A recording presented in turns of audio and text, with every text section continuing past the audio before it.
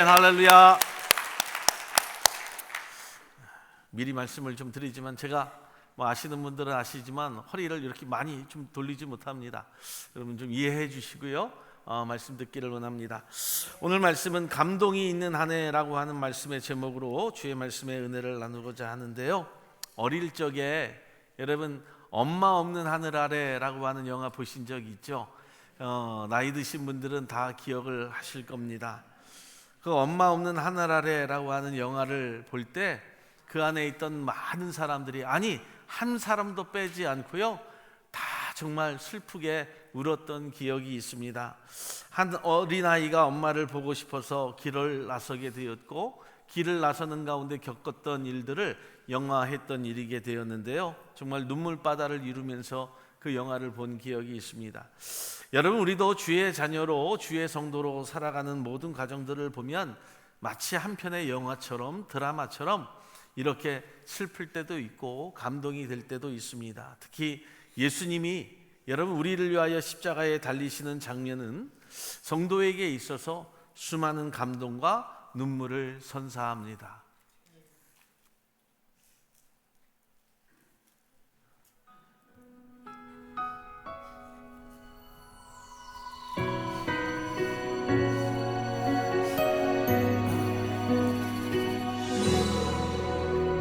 As little children, we would dream of Christmas morn, of all the gifts and toys we knew we'd find.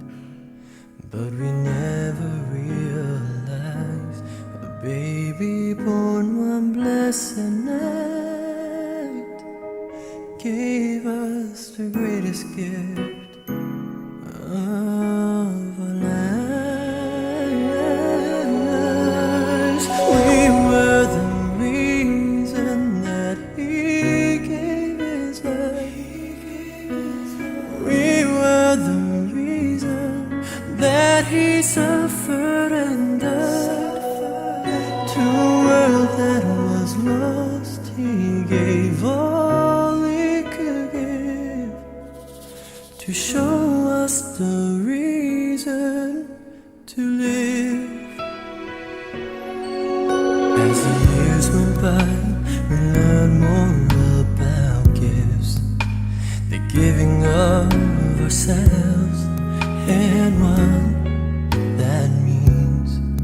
On a dark and cloudy day, a man hung crying in the rain, all because of love, all because of love. Oh, we were the reason that He gave His life. We were the reason that He suffered and died. To a world that was lost, He gave all He could give to show us the reason to live. 이와 같이 정말 주님께서 주신 은혜를 따라서 한 장면을 더 보도록 할게요. 됐어요? 예. 자, 우리가 한 영상을 보았지만 여러분, 우리가 감동을 잃어버리고 또 때로는 주님의 사랑에 대한 은혜를 잊고 사는 것은 아닐까 우리가 생각을 해보게 되는데요, 오늘 본문이 그와 같이 무슨 상관이 있을까 생각을 해보게 되지만, 오늘 본문은 주님이 제자들을 세우는 장면을 보면서 우리도 주님이 원하는 성도가 되어야 한다라고 하는 것을 말씀하고 있는 거예요. 그렇지 아니하면 마지막 19절의 말씀처럼 이런 결론이 나게 되는데, 가룟 유다니 이는 예수를 판 자더라 라고 하는 말씀처럼 우리가 살게 된다라고 하는 거죠. 그렇다면 오늘 성경을 보면서 우리가 헌신 예배를 드리면서 주님이 제자들을 택하시고 필요했던 이유가 무엇일까라고 하는 것을 저와 여러분들이 한번 생각해 보기를 원합니다. 첫째는요, 주님이 함께하기를 원하셨다라고 하는 거죠. 그 제자들을 택하신 이유가 바로 주님이 그들과 함께 하시기를 원하셨다. 오늘 14절의 말씀을 보니까 이에 12를 세우셨으니 이는 자기와 함께 있게 하시고 라고 이렇게 말씀을 합니다. 주님이 제자들을 택하신 이후에 첫 번째는 같이 있기를 원하셨다는 거예요. 같이 있기를 원하셨다. 여러분, 성도의 제일의 첫 번째 요건도 주님과 같이 있는 삶이 필요합니다. 이유는 그 안에 사랑이 전제되기 있기 때문에 그래요. 우리는 사랑하는 사람과 오래 함께 있기를 원합니다. 조금만 떨어져 있어도 보고 싶어하고 또 같이 있고 싶어하죠. 그래서 너의 자리는 이 자리이니까 너는 내 옆에 꼭 붙어 있어 라고 하는 말을 우리가 하기도 하고 듣기도 합니다. 왜요? 그 안에는 사랑이 전제되어 있기 때문에 그렇습니다. 주님이 늘 제자들과 함께 있고 싶어 했습니다. 사랑하기 때문에, 사랑이 전제되어 있기 때문이라고 하는 거죠. 그래서 요한복음 17절에는 아예 이렇게 말씀을 합니다. 너희가 내 안에 거하고 내 말이 너희 안에 거하면 무엇이든지 원하는 대로 구하라. 그리하면 이루리라 라고 말씀한다는 거예요. 내가 너 안에, 너가 내 안에 있다면 우리가 무엇이든지 할 수 있다라고 하는 거죠. 사랑하는 여러분, 아예 내 안에 있자고 말씀을 합니다. 이 말씀은 무슨 뜻이냐 하면 서로 동행하자라고 하는 뜻이에요. 같은 길을 걸어가고 같은 곳을 보고 같은 곳에 서 있자라고 하는 뜻입니다. 내가 너희를 지키는 힘이 되겠다고 말씀하고 있는 거예요. 여러분, 항상 주님과 동행하고 주님 안에 있기를 의식적으로 생각하고 살아갈 수 있는 저와 여러분들 되기를 주님의 이름으로 축복합니다. 그래서 이렇게 기도하는 거예요. 하나님, 오늘도 내 안에 계신 주님과 나는 동행하기를 원합니다. 이것이 헌신이 있는 자들의 기쁨이고 감사하고 고백이라고 하는 거죠. 여러분, 이렇게 멋진 사랑의 고백이 어디 있겠어요? 내가 너와 함께 있기를 원하고 내가 너와 함께 동행하기를 원한다. 여러분, 사실 얼마 후에면 발렌타인데이인데요. 무엇을 고백하기를 원하십니까? 바로 이 사랑의 멋진 고백이 저와 여러분들 가운데 있기를 주님의 이름으로 축복합니다. 사랑도 함께 만들어 가듯이요, 이 땅에 태어나자마자 사실 제자인 사람도 없고요, 또 성도인 사람도 없습니다. 어떤 분들은 이렇게 이야기해요. 모태신앙을 자랑합니다.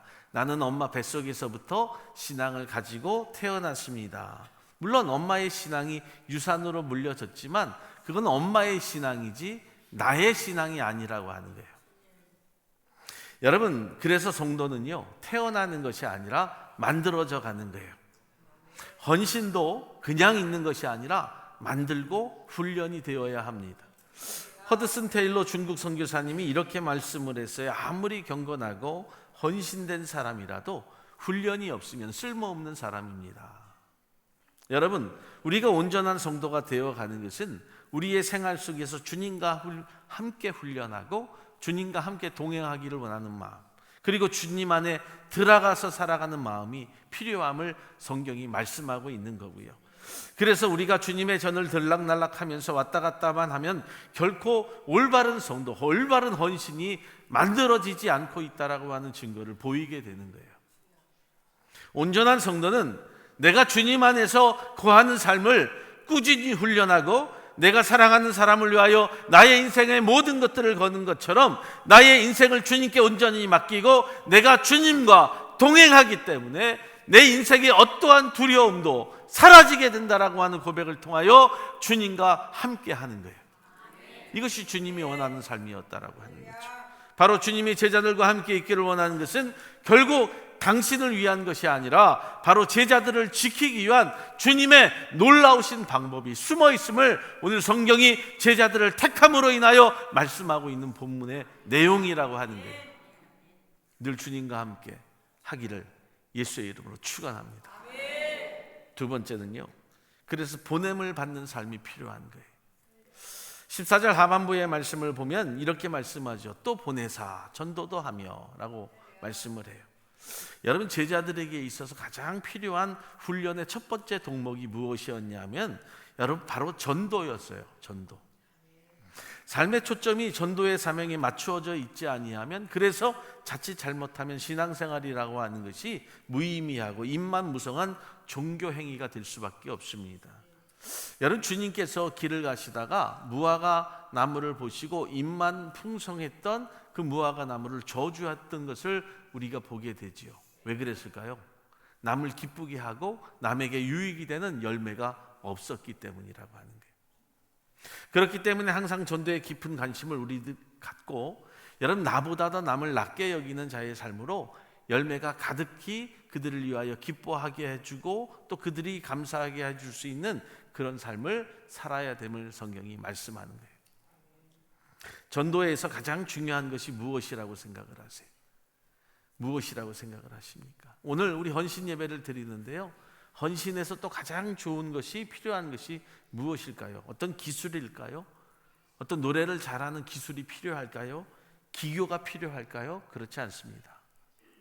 무엇이든지 내 생활의 의지와 사랑이 필요하다라고 하는 것을 성경이 말씀하는 거예요. 보냄을 받는 자에게 있어서는요, 내 생활의 의지가 필요하고요, 주님의 사랑을 깨닫고 나아가는 삶의 모습이 필요한 것을 성경이 말씀하고 있어요. 무엇보다 더 전도하려고 하는 마음이 중요하고요, 그 안에 사랑하는 마음을 가지고 나아갈 때 전도의 놀라운 은혜가 깨치어지는 거예요. 헌신도 마찬가지입니다. 헌신도요, 그 안에 그것이 전도예요. 이 세상에는 두 종류의 사람이 있습니다. 하나는 자기를 위해서 사는 사람이에요. 그래서 다른 사람을 짓밟는 사람이 있습니다. 바리새인입니다. 이런 자들은 서기관들이라고 하는 거예요. 또 하나는 다른 사람의 영혼을 이끌려고 자기를 희생하는 사람이 있습니다. 그런데 여러분, 다른 영혼을 밟는 사람은 나중에 그 자신이 밟히는 인생이 되는 것이고요, 다른 영혼을 살려주는 사람은 그 자신에게 있어서 사는 길이 열려진다는 것을 말씀해 주고 있죠. 우리가 살다 보면 우리의 인간관계는요, 두 종류로 또한 나뉩니다. 여러분, 내게 좋은 사람, 내게 있어서 더 좋은 사람이 있고요, 또 내게 있어서 덜 좋은 사람으로 구분이 될 때가 있어요. 아니, 그렇게 구분이 됩니다. 확실합니다. 그래서 내가 좋아하는 사람, 내가 싫어하고 미워하는 사람으로 나뉜다는 거예요. 솔직히 저도 거기에서 별로 자유로울 수 없어요. 목회자라고 여러분, 그것을 아니다라고 말할 수 없다라고 하는 거죠. 반드시 생겨납니다. 반드시 있어요. 그런데 여러분, 그렇지만 우리가 좋은 사람과 좋지 않은 사람에 대한 구분이 너무 명확하게 살아가서는 안 된다는 거예요. 이것이 그리스도인의 본분이라고 말씀하고 있는 거예요. 헌신을 할 때도 그렇고요, 전도를 할 때도 그래요. 너무 좋은 사람, 너무 나쁜 사람, 마음에 안 드는 사람으로 나누지 말라는 거예요. 어느 분이 저에게 이런 말씀을 했어요. 목사님은 다 좋은 것 같은데 또 아닌 것 같아서 헷갈립니다 라고 이렇게. 저를 아주 잘 봤어요. 아닌 것 같기도 하고 긴 것 같기도 한다라고 하는. 사실 저는요, 좋은 사람, 나쁜 사람을 구분하지 않습니다. 뭐 싫어하는 사람을 구분하지 않는다는 거예요. 그래서 어떨 때는 다 좋은 것 같은데 또 어떻게 보면 또 싫어하는 것 같기도 하고, 또 싫어하는 것 같기도 하는데 또 다 좋아하는 것 같기도 하고, 애매모호한. 여러분, 혹시라도요, 여러분들이 교회 생활을 하고 신앙 생활을 하면서 내 눈에 혹시라도 싫어하는 사람들이 많이 보인다면 지금 내 마음의 상태가 안 좋다라고 하는 것을 반증하는 거예요. 우리가 신앙생활을 할 때도요, 좋아 보이지 않는 사람도 사랑하는 마음을 가지고 대하라는 거예요. 이것이 전도의 기본이고요, 헌신의 기본이에요. 중요한 것은 내 안에 사랑하는 마음을 가지고 있느냐 없느냐의 문제예요. 좋고 나쁘고의 문제가 아니라고 하는 거예요. 여러분, 화초를 기를 때에도요, 물을 제때 주지 않으면 얼마 지나지 않아서 그것이 말라버리죠.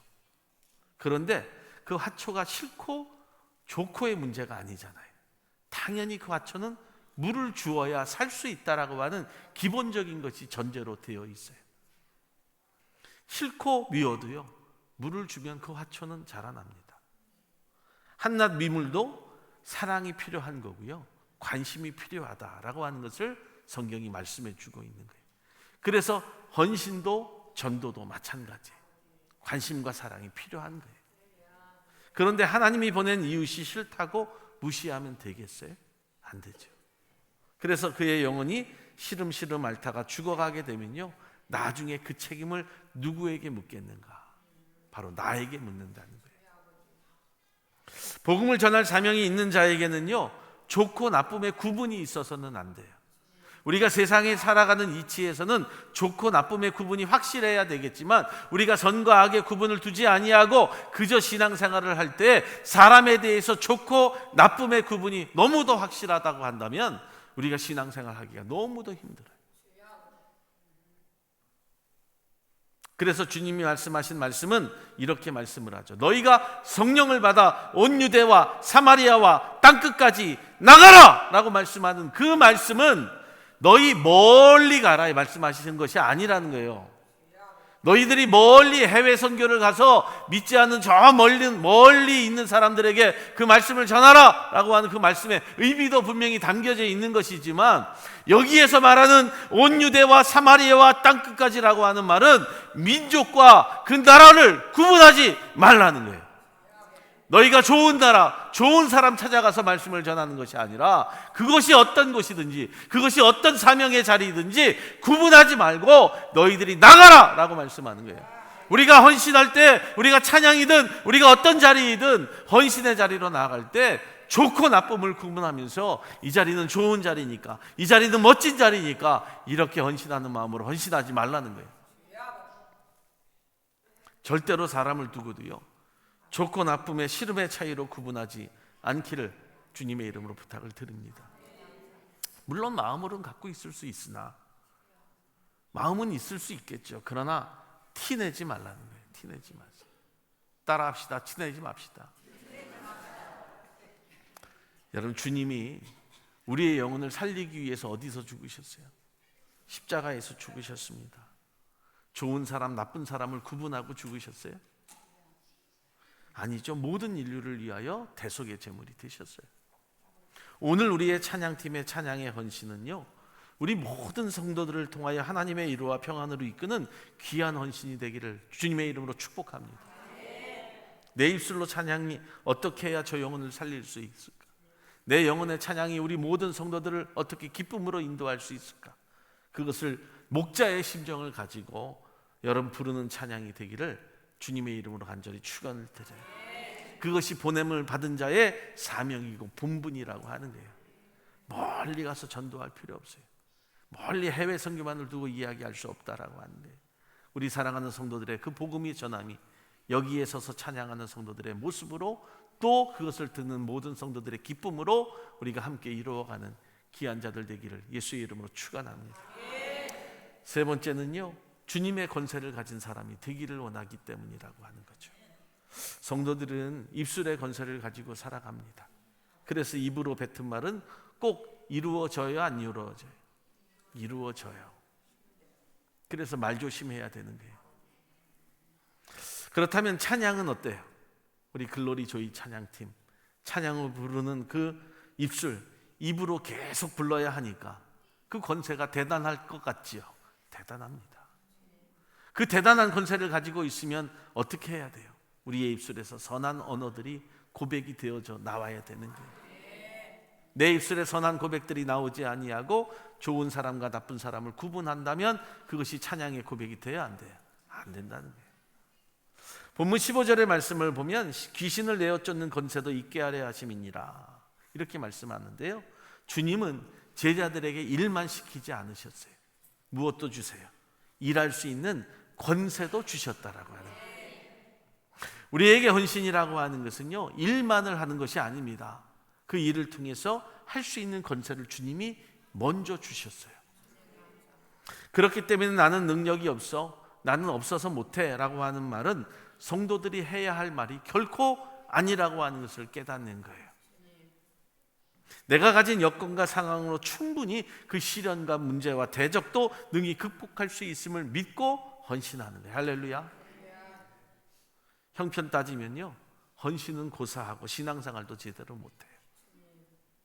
형편 따지면요, 제대로 예배도 못 드립니다. 형편 따지면요, 주님 앞에 나올 시간이 없다니까요. 형편 따지면요, 주님 앞에 드리지도 못합니다. 형편 따지면요, 자녀들도 주님 앞에 못 바쳐요. 여러분들 권세를 이미 가진 분들이요, 무슨 형편을 따지고 시간과 장소를 따지겠어요? 절대로 헌신은 장소와 시간과 형편을 따지고 하는 것이 아니에요. 제가 오래전에 있었던 지역에서 어떤 분이 저를 찾아왔어요. 그래서 저에게 이렇게 말을 해요. 목사님은 나를 써먹기 위해서 붙잡아 두는 것이 아닙니까? 그런데 여러분, 써먹는다는 것은 무슨 뜻을 가지고 있어요? 무슨 뜻입니까? 조금 사양하다가 필요가 없어지면 버린다는 뜻을 가지고 있잖아요. 마음이 아팠어요. 성도가 생각하는 부분이 이 정도라고 한다면 큰일이다.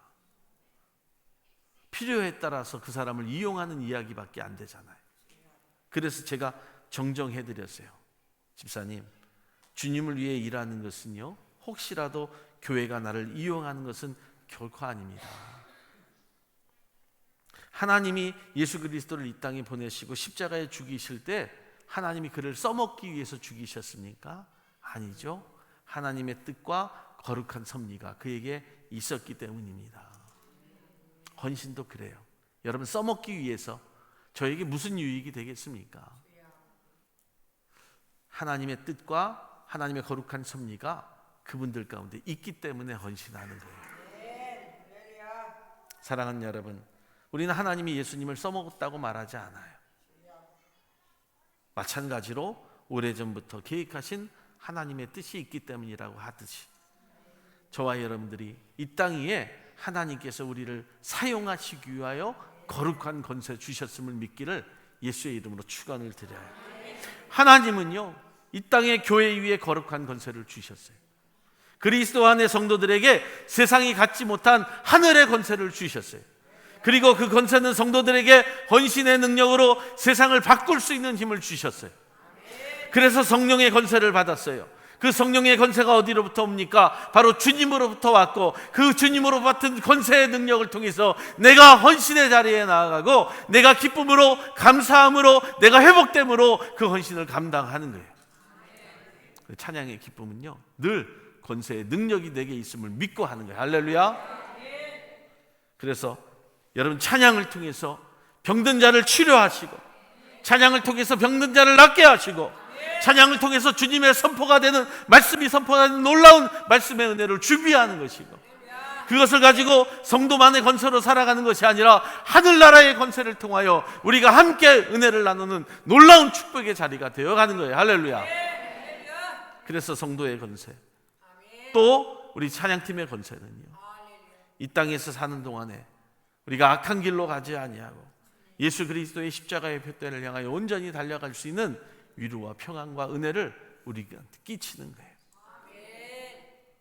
오늘 우리가 성도의 권세를 가지고 정말 앞서 전진하는 우리 지트리교회 모든 성도 되기를 먼저 주님의 이름으로 축복을 드리고요, 우리 글로리 조이 찬양팀도 찬양할 때요, 주님의 권세를 가지고 선포의 찬양이 되기를 예수의 이름으로 축원을 드립니다. 그래서 필요한 것은 이제 온전한 인내가 필요해요. 온전한 인내. 헌신 가운데 가장 필요한 것은요, 말씀을 드렸지만 기술도 아니에요. 물질도 아닙니다. 필요한 것은 온전한 인내가 필요해요. 인내하지 못하면 헌신하지 못해요. 분명합니다. 인내하지 못하면 헌신하지 못한다. 당시 주님을 따르는 많은 무리들이 있었어요. 그 중에서 주님은 특별히 12명을 세우셨습니다. 그래서 12명의 명단이 본문 16절로부터 19절의 말씀에 나오는데, 그 중에 가장 눈에 띄는 사람이 누구예요? 가장 눈에 띄는 사람, 마지막 19절에 가룟 유다예요. 희한하죠? 왜 가룟 유다가 눈에 띌까라고 하는 거예요.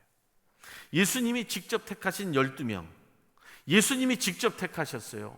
제가 택해서 드린 게 아니잖아요. 누군가 이렇게 선처해서 이 사람 쓰십시오라고 말하는 게 아니에요. 예수님이 직접 택하신 12명의 제자 가운데 여러분, 가룟 유다가 배반하는 것을 보면 이 세상에는 완벽한 공동체는 없다는 거예요.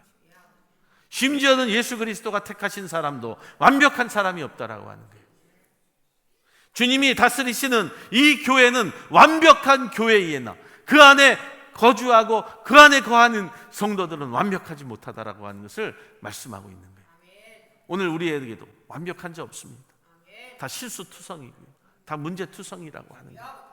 여러분, 한번 생각해 보세요. 왜 주님이 직접 만드신 공동체에 가룟 유다라고 하는 자가 생겼을까? 왜 가룟 유다라고 하는 자가 생겼을까라고 하는, 그것도 주님을 팔아먹는 자가 생겼을까? 가룟 유다의 큰 죄가 어디에서부터 왔을까? 그것은요, 인내하지 못하는 실망으로부터 왔다라고 해요. 실망은요, 사단의 하수인이 됩니다. 그런데 인내는 주님의 제자의 길이 되고 하는 거예요.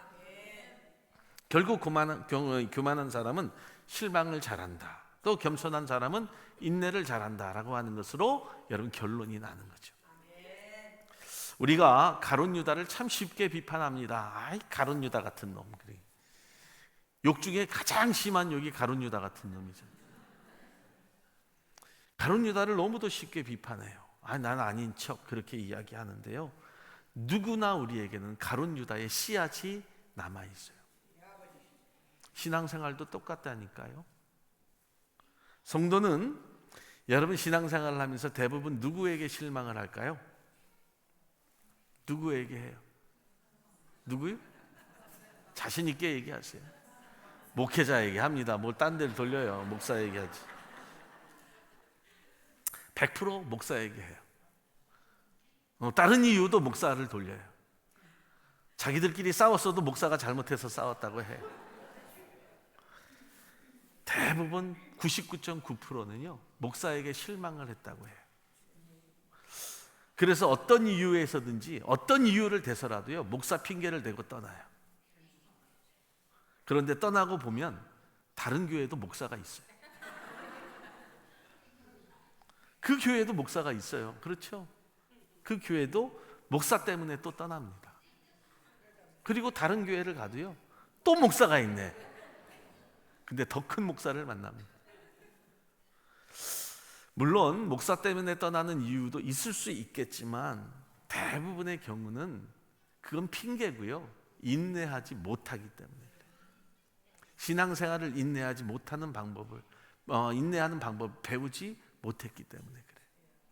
상황과 여건이 나를 힘들게 하니까 그것을 좀 어떻게 좀 넘어가 보려고 했는데 쉽지 않으니까 포기하는 거예요. 근데 핑계를 대려니까 성도를 대면 나중에 만나면 껄끄러우니까 목사 핑계 대는 거예요. 솔직히 그렇지 않나요?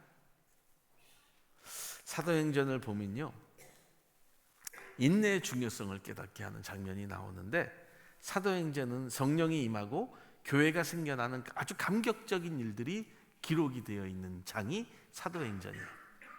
그러나 그 교회에 좋은 일만 있었나요? 많은 시험, 많은 고난, 많은 핍박이 함께 왔어요. 하나님의 교회잖아요. 그 당시 초대교회, 하나님의 역사가 크게 일어나고 그리스도의 은혜가 충만하고 말씀의 기적과 은혜가 베풀어질 때, 그때도요 고난이 있었고 핍박이 있었어요. 어려움이 교회 안에 있었다는 거예요. 하지만 그런 어려움 속에서도요 그리스도의 은혜에 대해서, 복음에 대해서는 한 번도 퇴보하거나 약화되지 않았다는 것도 우리가 분명히 봐야 돼요. 신앙생활이요 만만치 않습니다. 저도 신앙생활이 만만치 않더라고요. 힘들 때가 있어요. 사람을 보면요 여러분들도 목회자를 보면 시험 들지만 저도 여러분들을 보면 시험 들어요.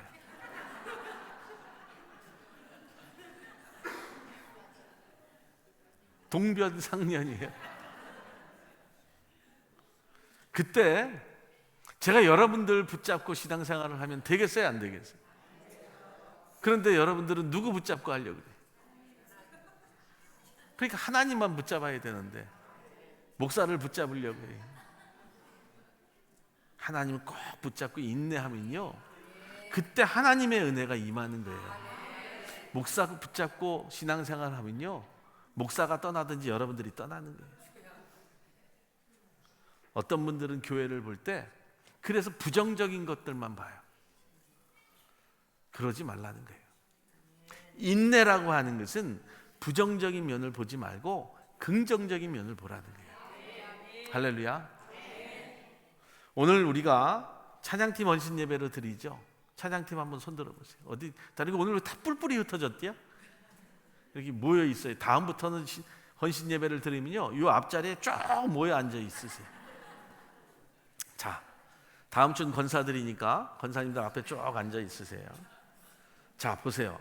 찬양팀 원신 예배를 드리는데 어떤 분들이 이런 이야기를 할 때가 있죠.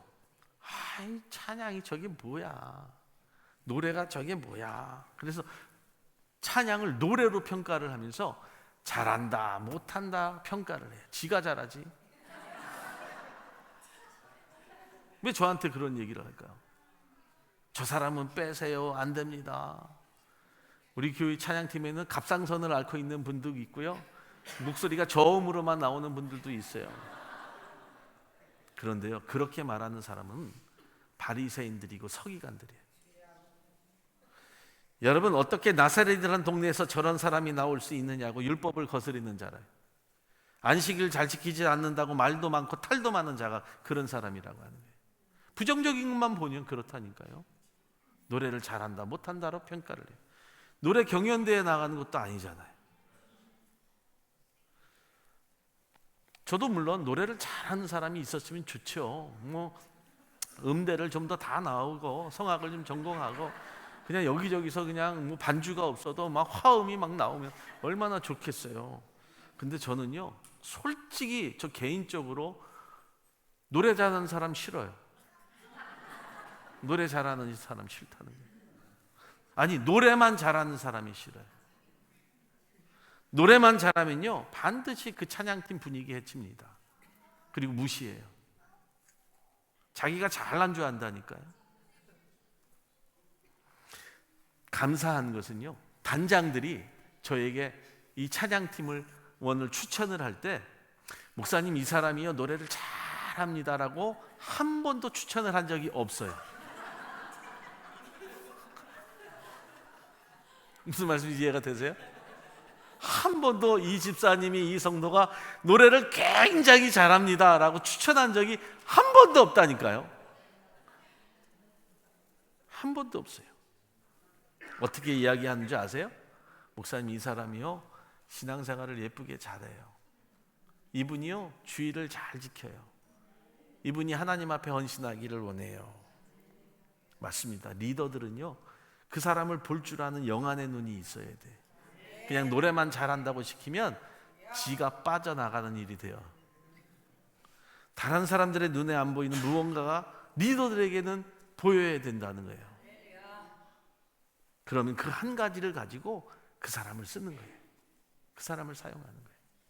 그러면 그 사람의 장점이 교회의 장점이 되고, 그 사람의 장점이 은혜의 장점이 되고, 그 팀의 장점이 되는 거예요. 할렐루야.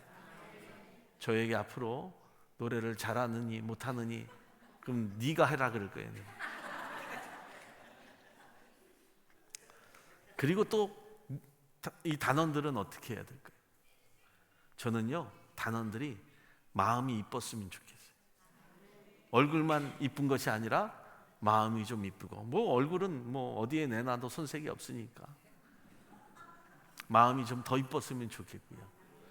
저는 리더의 말에, 단장의 말에 좀 따르면 좋겠어요.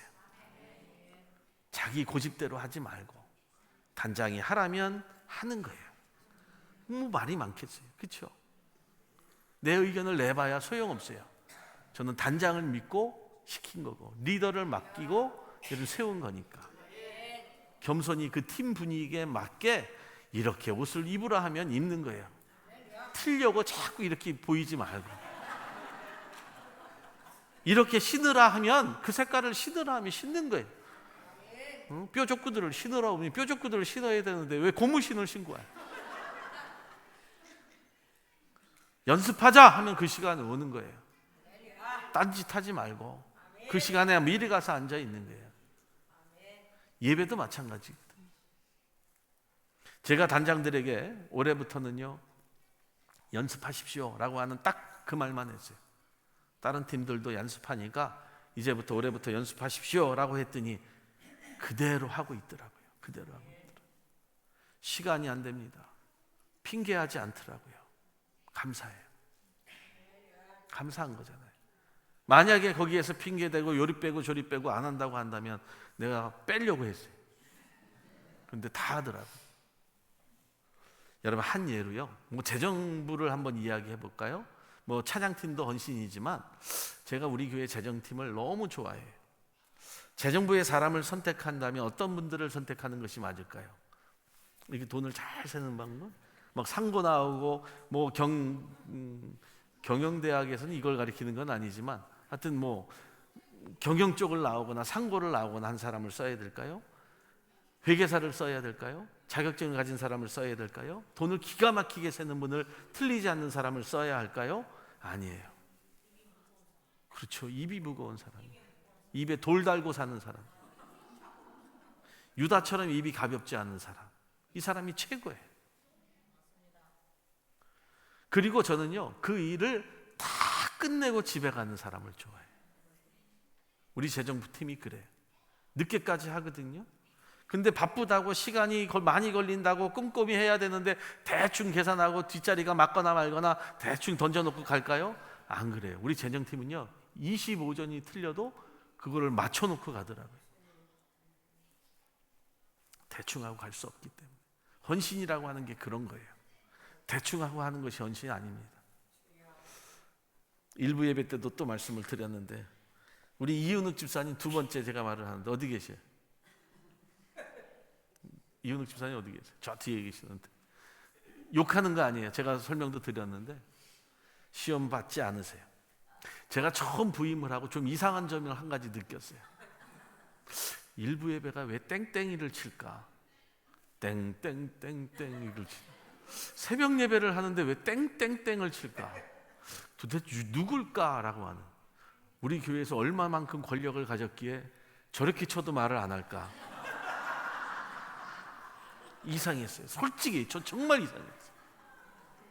왜냐하면요, 전주가 시작이 되는데 전주를 따라가면 찬송을 못 불러. 그래서 전주를 안 듣고 있다가 제가 생각하는 음을 막 내야지, 그때야 이제 맞아. 음이 맞지 않았기 때문에. 그런데도 지금까지 제가 부임을 하고 거의 3년이 되는 이날까지, 아니 그 전부터 그 누구도 이은욱 집사님 자리를 못 뺏고 있어요. 교체하지 못해요. 왜요? 꿋꿋하게 자신의 자리를 인내하고 누가 뭐래도 그 자리를 지키는 자리니까. 할렐루야. 솔직히 여러분, 피아노를 잘 치고 못 치고의 차이가 어딜까요? 뭐가 잘 치는 거예요? 우리 진영 집사님처럼 이렇게 치는 거? 못 치는 거는요? 이은욱 집사님 치는 거? 근데 치는 건 똑같아요. 사랑하는 여러분, 사도행전 5장 41절에요 이 말씀이 있어요. 사도들은 그 이름을 위하여 능욕받는 일에 합당한 자로 여기심을 기뻐하면서 공회 앞을 떠나니라. 여러분, 엄청난 고난과 핍박 속에서도 기뻐하는 신앙이 초대교회를 더욱더 강건한 교회로 만들었는데요, 중요한 것이 한 가지가 있어요. 한 가지를 깨달아야 돼요. 그 와중에 기뻐했다는 거예요. 이게 중요한 거예요. 누가 뭐래도 내 자리에서 기뻐하면서 그 헌신을 하는 거예요. 잘 치든 못 치든, 잘 부르든 못 부르든 내가 기뻐함으로 그 일을 감당하면 그 자리를 누구도 못 뺏어요. 근데 불평하고 불만족스럽고 이 일을 내가 못 친다고 막 그런다고 한다거나 그럴 때는 오래 못 가요. 꿋꿋하게 가잖아요. 성도들에게 필요한 것이 그거예요. 기쁨이에요. 인내예요. 인내도 기쁨으로 감당하는 거예요. 만약에 예루살렘 교회에 핍박이 없었다면 어떻게 됐겠어요? 예루살렘 교회에 기쁨이 없었다면 어떻게 되겠어요? 교회가 없었을 거예요. 우리가 신앙생활을 하면서 어렵고 힘들거든요. 그럼에도 여러분들에게 기쁨이 있기 때문에 헌신하는 거예요. 찬양팀 하면서 모여라, 가라, 신어라, 뭘 해라, 이렇게 해라, 저렇게 해라, 이런 박자로 불러라, 뭐 여러 가지 일들이 있겠죠. 목사는 목사들의 요구가 있겠죠. 제가 리더에게 또 이렇게 이야기해요. 집사님, 이번 주 찬양은 이걸 불러주세요, 저걸 불러주세요. 자기가 연습한 게 있는데 이걸 불러달라고 하니 저걸 불러달라고 하니 귀찮을 수도 있죠. 그런데도 기쁨을 하는 거예요. 은혜로 하는 거고요. 사랑하는 우리 성도들, 찬양팀뿐만 아니라 우리가 하는 모든 어떤 신앙의 이 모습들이요, 헌신이 기뻐하며 하기를 축복합니다. 할렐루야. 찬양의 기쁨이 또 넘치기를 원하고요. 내 생에 가장 기뻐하는 자로요. 그래서 주님이 부르시면 내가 여기 있습니다. 하나님 내가 여기 있습니다라고 하는 이 헌신의 고백을 통해서 나아가는 거예요. 말씀을 마칩니다. 주님과 동행하기를 힘쓰고 항상 복음 전파의 사명을 가지고 주님이 주신 권세를 잘 활용하고 어떤 역경 어려움이 오지라도 인내하고 기뻐하면서 우리가 헌신하기를 예수의 이름으로 축원합니다. 축원합니다. 우리 하나님께 영광의 박수 드립니다.